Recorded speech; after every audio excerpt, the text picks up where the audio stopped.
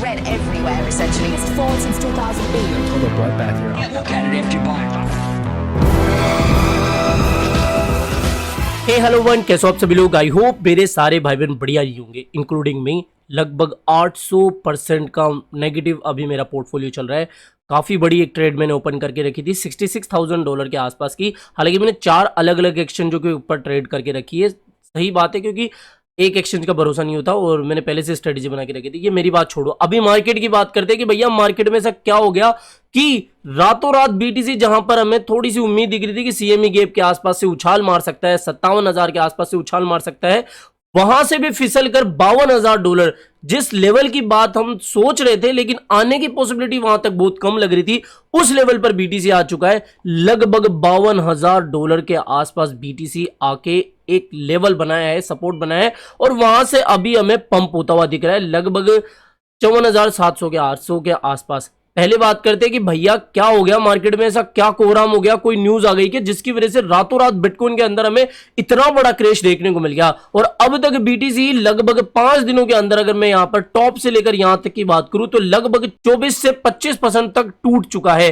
पहले तो बात करते हैं कि भैया किन कारणों की वजह से अभी मार्केट में गिरता हुआ देखने को मिल रहा है। तो नंबर 1 कि भैया इस समय दुनिया भर की निगाहें, ना सिर्फ हमारे क्रिप्टो मार्केट की बल्कि पूरे ग्लोबल फाइनेंशियल मार्केट की निगाहें अभी एक वॉर के ऊपर टिकी हुई है, वो है ईरान और इजराइल की न्यूज।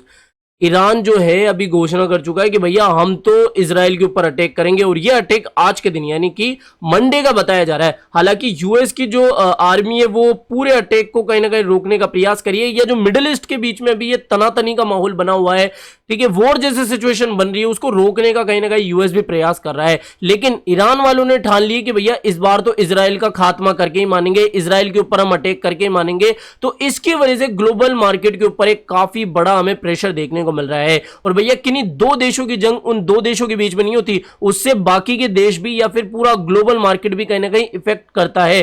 तो यहां पर इस न्यूज की वजह से मार्केट में एक काफी भय का माहौल बना हुआ है।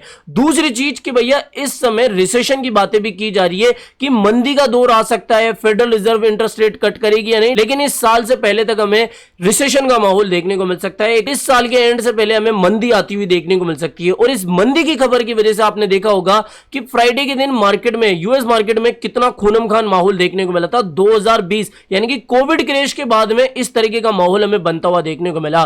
तो भाई साहब इन 2 रीजंस की वजह से अभी मार्केट के अंदर एक काफी बड़ा भय का माहौल बना हुआ है। और अगर आप जापान के स्टॉक मार्केट को देखोगे, वो भी कहीं ना कहीं 20% के आसपास टूटता हुआ दिखा है। और आज की जो मंडे की ओपनिंग है यूएस मार्केट की, अगर वो लाल होती है तो भैया बिटकॉइन का हाल आप समझ लो कि किस तरीके से होगा। लेकिन जिस चीज का अभी मार्केट इंतजार कर रहा था कि भैया fear fear fear extreme fear, वो फियर अभी भी इंडेक्सों के ऊपर देखने को नहीं मिला है। और अगर ये एक्सट्रीम फियर आता है तो भैया आप समझ लो कि बीटीसी की प्राइस कहां तक जाएगी। लेकिन जितना यहां पर लोग आपको बता रहे थे कि भैया 60,000 आएगा, इससे उछाल मारेगा, चलो कुछ लोग बोल रहे थे कि सीएमई गैप यानी कि 58,000 तक जाएगा, वहां से एक पंप मारेगा। कुछ लोग बोल रहे थे कि भैया यहां से 56,000 के आसपास आएगा और वहां से एक पंप हमें देखने को मिल सकता है। सभी लोगों की प्रेडिक्शन हमें गलत होती हुई दिखी और बिटकॉइन ने अपना जो प्राइस एक्शन था उसको कंप्लीट करा और हमारा जो स्टॉप है वो 52,000 के आसपास ही देखने को मिला। मेरा यहां पर ऐसा मानना है कि अगर बिटकॉइन यहां पर ठहर जाता है, यहां से रिकवरी एक्सपेक्ट करते हैं हम, तब तो ठीक है, बुल रन हमारा कंटिन्यू रहेगा। लेकिन अगर हमारा ये लेवल टूट जाता है तो भैया कहीं ना कहीं मार्केट में डगमगाने के चांसेस बनेंगे, कहीं ना कहीं थोड़ा सा और हमें फियर का माहौल बनेगा। लेकिन ये कहना कि भैया बुल मार्केट खत्म हो गया है, तो भैया देखो इसके ऊपर तो नो कमेंट, क्योंकि चार्ट्स हमें यही बता रहे हैं कि एक बहुत बड़े टाइम फ्रेम पर अगर मैं यहां से यहां तक का देखूं, अब आप खुद समझ जाओ कि हमें क्या बनता हुआ देखने को मिल रहा है। यहां पर एक बुल फ्लैग का फॉर्मेशन हो रहा है और आगे और ये देखो डेली टाइम फ्रेम है, अगर आप इसको वीकली पे देखोगे तो कहीं ना कहीं आपको देखने को मिल जाएगा। और इस मंथ को कहा जाता था घोस्ट मंथ। मैंने आपको जब 1 तारीख आई थी उस समय वीडियो के अंदर बताया था ना कि भैया हिस्टोरिकली देखा गया है कि ये मंथ भी और सितंबर मंथ भी बहुत बिरा गया है और इस मंथ के अंदर एक काफी बड़ी हमें गिरावटें भी देखने को मिली है। तो ये चीज हमें इस मंथ के अंदर देखने को मिल गई। और अभी आप देख सकते हो कि बिटकॉइन एक चार्ट पर डेली टाइम फ्रेम पर इस बड़े से रेंज के साथ एक बुल फ्लैग का फॉर्मेशन भी कर रहा है। तो अगर मैं मानता हूं कि यहां से थोड़ी सी रिकवरी करके बीटीसी एटलीस्ट 56, 57, 58,000 या फिर सीएमई गैप के आसपास आ जाता है तो भैया यहां से एक वापस से रिकवरी के चांसेस बनेंगे और अक्टूबर का हम मान सकते हैं कि भैया बुल रैली कंटिन्यू होगी। और लोग आपको यह भी कह रहे होंगे कि भैया मैनिपुलेशन मैनिपुलेशन, देखो मैनिपुलेशन ऐसा नहीं होता। मैनिपुलेशन होता है कि भैया सीएमई गैप के आसपास आए वहां से रिकवरी कर जाए, तो भैया ये एक्चुअल सेलिंग है। मार्केट में सच में भिड़ाई का माहौल बना हुआ है, मेरी खुद की फटी पड़ी है।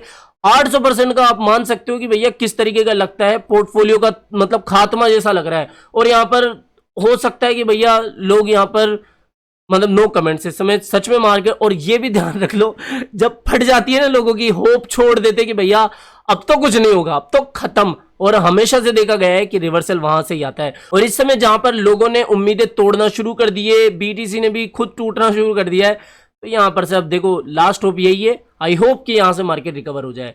आज के इस वीडियो में इतना ही दोस्तों, जो लेवल्स थे वो मैंने आपको बता दिया, साथ ही रीजंस मैंने आपको बता दिया। और भैया अगर इस समय आप बीटीसी बाइंग के बारे में सोच रहे हो तो देखो, हो सकता है कि आपका डिसीजन सही हो, लेकिन आपको किस एक्सचेंज पर सेलेक्ट करना चाहिए भैया। देखो, या तो आप बाइबिट की तरफ जाओ या फिर बिंगेक्स की तरफ। इन दो ही एक्सचेंजों के लिए मैं आपको हमेशा रिकमेंड देता हूं, क्योंकि कल ना कुछ होता है ना तो कम से कम मैं आपके लिए बीच में सपोर्ट की तरह तो बैठा हूंगा, डायरेक्टली टीम को मैसेज तो कर पाऊंगा। इसके अलावा कोई भी चिंता की बात नहीं है, मैं यहां पर आपकी हमेशा हेल्प करूंगा अगर इन दो एक्सचेंजों के ऊपर आप अकाउंट बनाओगे। और मैंने जो वीआईपी टेलीग्राम चैनल शुरू करने की बात कही थी, वो इन थोड़े कारणों की वजह से मेरा मेंटल पीस थोड़ा सा गायब हो चुका है, तो यहां पर मैं आपके साथ वो चीजें शेयर नहीं कर पा रहा हूं, तो थोड़ा सा वेट कर लेना, चीजें होके रहेगी, ठीक है। और बिंगेक्स और बाइबिट का लिंक मैंने आपको वीडियो के डिस्क्रिप्शन बॉक्स में दिया हुआ है, जाके आज ही अकाउंट बना लेना और वीआईपी टेलीग्राम चैनल के अंदर ज्वाइन होने के लिए तैयार हो जाना। तो यहां पर यह चीज ध्यान रखना। आज के लिए इतना ही, मिलते हैं जल्दी नई अपडेट के साथ। टिल देन जय हिंद, जय भारत।